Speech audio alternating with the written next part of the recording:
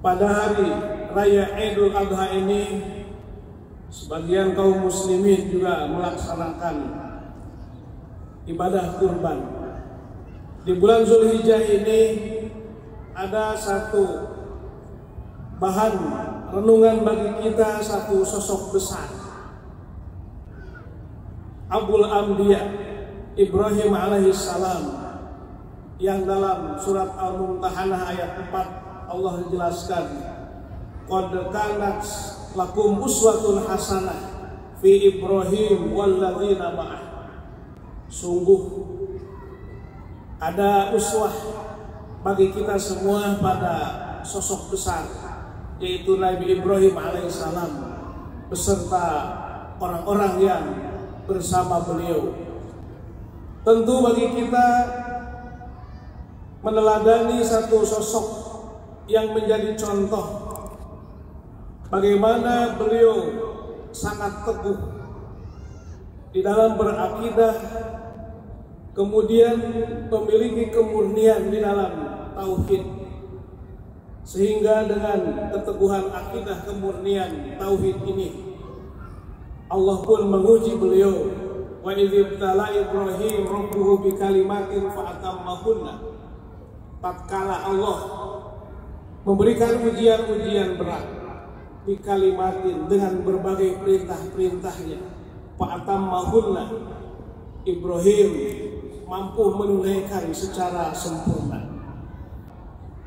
Bagi kita bagaimana tauhid harus senantiasa terpatri di dalam diri kita. Akidah harus senantiasa kita jaga dari kemurniannya, menghindarkan diri dari perbuatan-perbuatan yang menjerumuskan kita pada kemusyrikan. Nabi Ibrahim tentu di dalam menyampaikan kebenarannya, akidah yang teguh kemurnian tauhidnya, beliau juga mendapatkan hambatan-hambatan dari kaumnya, termasuk juga ayahnya sendiri yang akan membakar kemudian juga mengusir Nabi Ibrahim alaihissalam. Tak terkecuali penguasa pada saat itu, Namrud, memberi sanksi membakar Ibrahim hidup-hidup. Tapi bagaimanapun sebuah kebenaran yang diyakini hasil proses penemuan yang panjang pada ajaran tauhid yang murni, segala hambatan tantangan dihadapi oleh Nabi Ibrahim alaihissalam. Ini harus memberikan kepada kita motivasi bahwa dakwah menyampaikan keyakinan yang benar, baik di wilayah ranah keluarga kita, masyarakat kita, itu tentu menjadi kewajiban pada setiap diri kita. Kemudian bahwa dengan keteguhan tauhid ujian-ujian berat itu juga akan datang.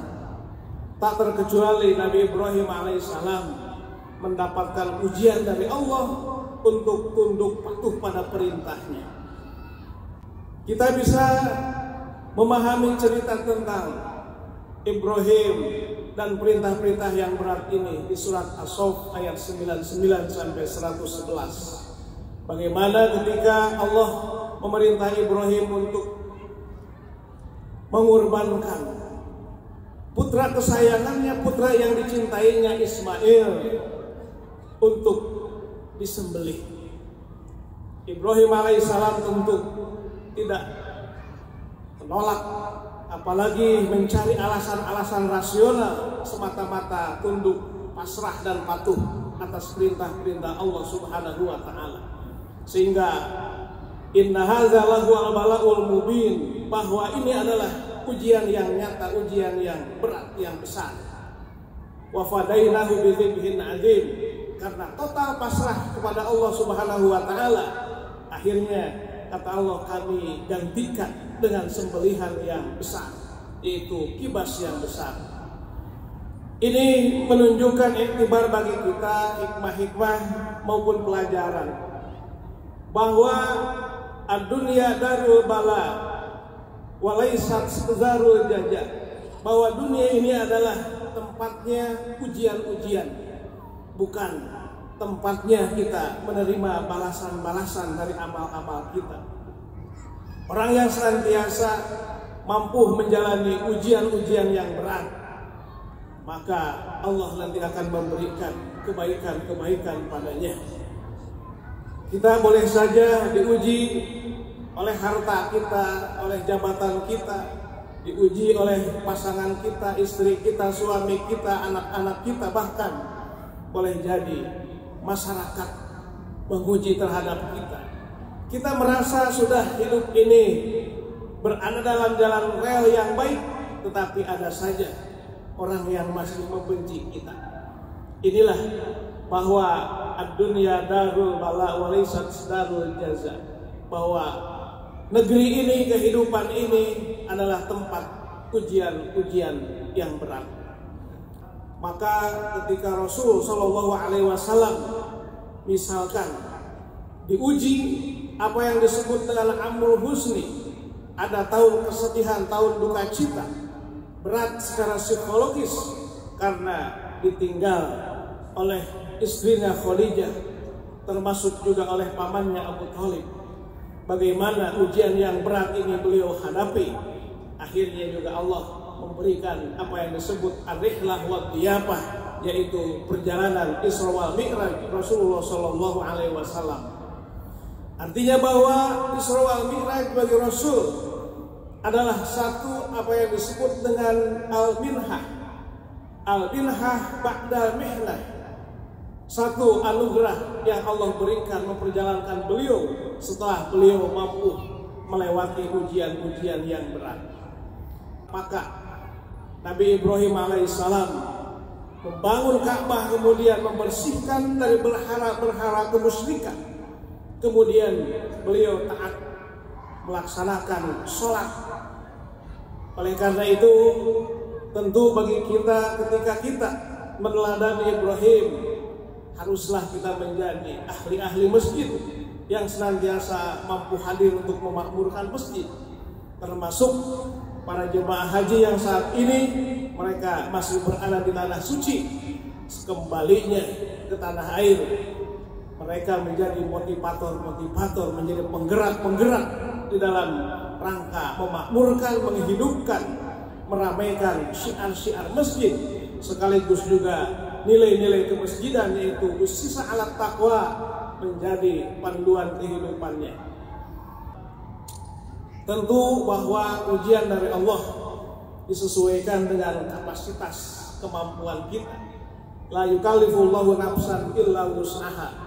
Ya, Allah tidak membebani kepada kita melainkan sesuai dengan kadar kemampuan kita.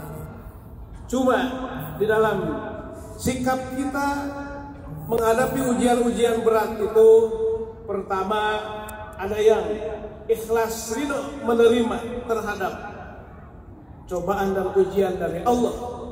Ada orang yang justru mereka banyak mengeluh.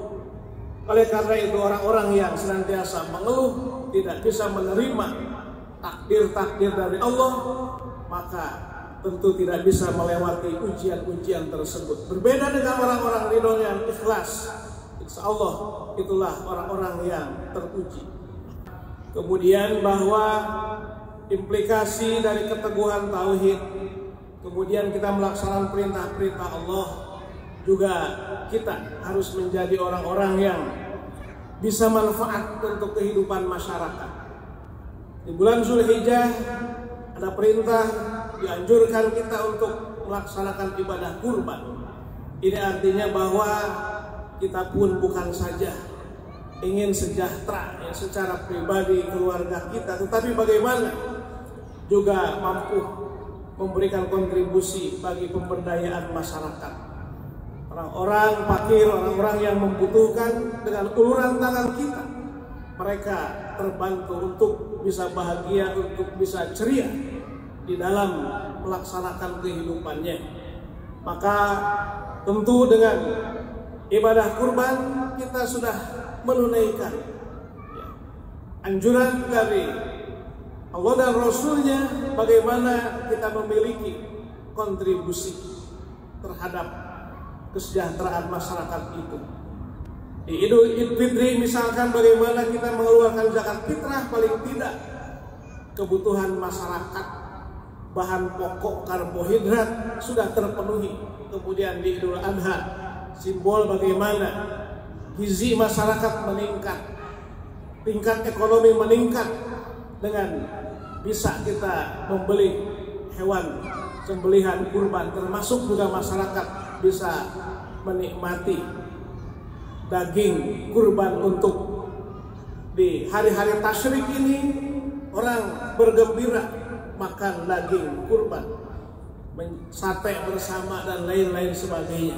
Termasuk kita di hari-hari tasyrik ini banyak berkunjung silaturahmi terhadap keluarga dan masyarakat di berbagai daerah, tak terkecuali dari berbagai daerah datang ke saudara-saudara yang ada di Bandung, sehingga sambil silaturahmi bisa juga berkunjung ke Masjid Raya Al-Jabar.